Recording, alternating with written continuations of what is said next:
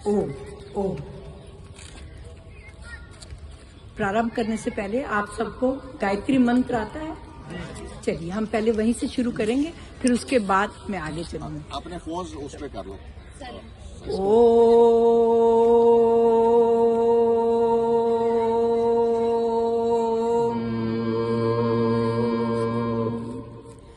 ओम भूर्भुवः स्वः तत्सवितुर्वरेण्यं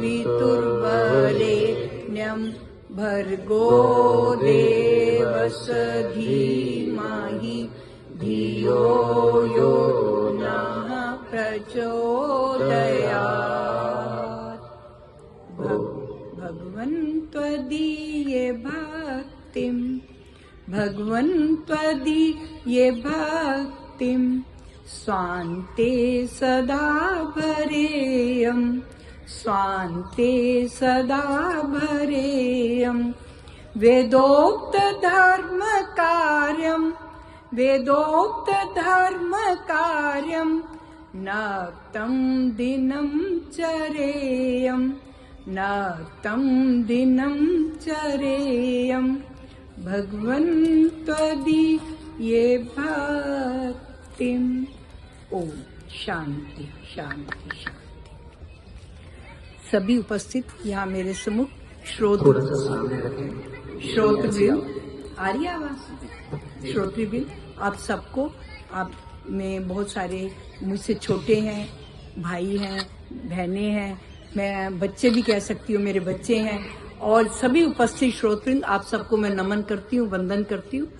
और आज मेरे को यहाँ कहा गया है कुछ वेद के बारे में ज्ञान देने के लिए। आप में से कुछ जानते हैं? हेलो, आ नहीं है आवाज? अच्छा, हाँ, आप में से कोई जानते हैं भारतवर्ष का सबसे पहले नाम क्या था? कोई जानता है इसका सबसे पहला नाम क्या था?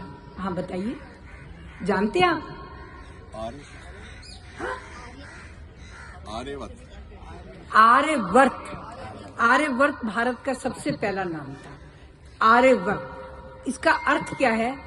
आर्य का अर्थ है श्रेष्ठ लोग। कोई भी व्यक्ति, ये कहीं नहीं लिखा कि ये हम हिंदू मुस्लिम ये जातियां तो हमने बनाए हैं, परमात्मा ने नहीं बनाई है। हम सब मानव जो भी श्रेष्ठ हैं, जो कर्म श्रेष्ठ करेगा, जो दूसरे का भला करेगा, उपकार करेगा, वो सभी श्रेष्ठ हैं। तो उन जो भी श्रेष्ठ लोगों का समूह जहां रहता है उसको आर्यवर्त कहते थे। उसको क्या कहते थे? आर्यवर्त। और लेकिन केवल आर्यवर्त में श्रेष्ठ लोग रहते थे।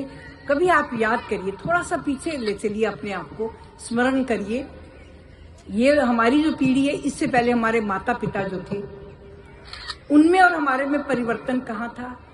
उनसे पहले हमारे दादा दादी नाना नानी, वो भी तो रहे, एक और पीढ़ी थी वो, उनमें क्या परिवर्तन था?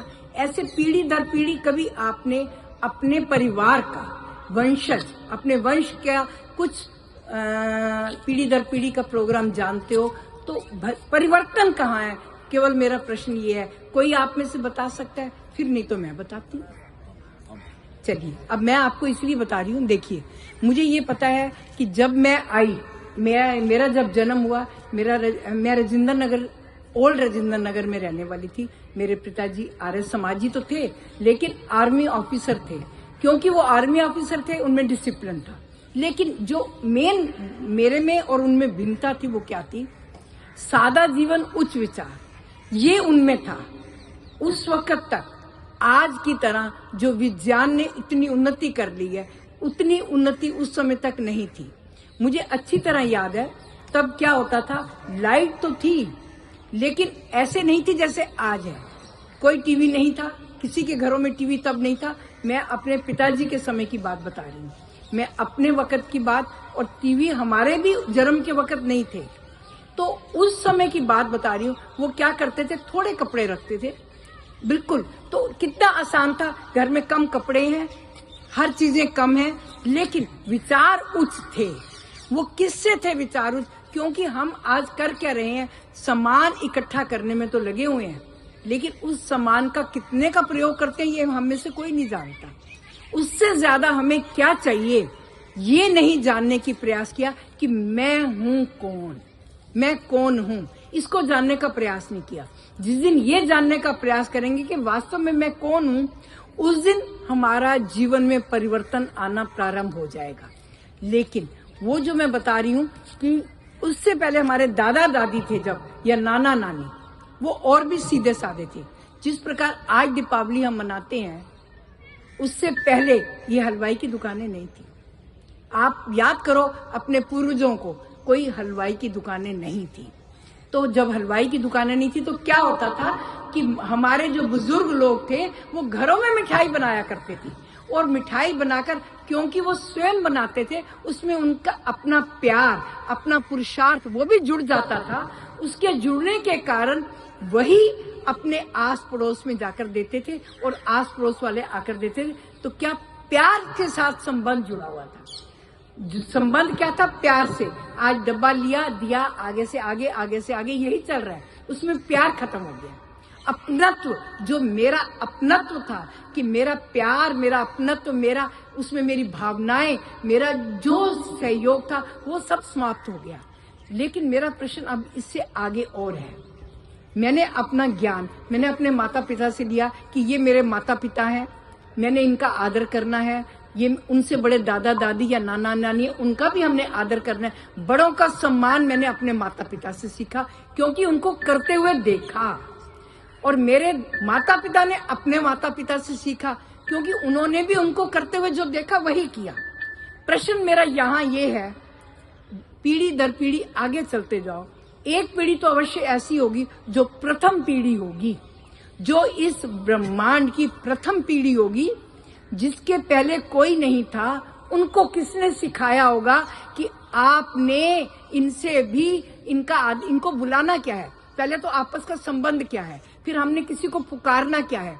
फिर जब इधर उधर देखा तो हमें संसार में बहुत चीजें दिखी। कहीं समुद्र दिख रहे हैं, कहीं पर्वत दिख रहे हैं, कहीं वायु चलती हुई दिख रही है, कहीं पेड़ दिख रहे हैं, कहीं और वस्तुएं, इतने पदार्थ दिख रहे हैं। इनके नाम क्या है? पहली पीढ़ी को ये ज्ञान तो कहीं से मिला ही होगा ना। हमें अपनी पीढ़ी ने, पहली पीढ़ी ने दिया, उनको उनकी पहली पीढ़ी ने दिया। लेकिन कभी सोचा है हमने कि प्रथम पीढ़ी को ज्ञान कैसे मिला होगा? कभी इस विषय में सोची? तो मैं वहीं तक आपको ले जाना चाहती हूँ कि जो हमारी प्रथम पीढ़ी कभी भी आई होगी, उस पीढ़ी में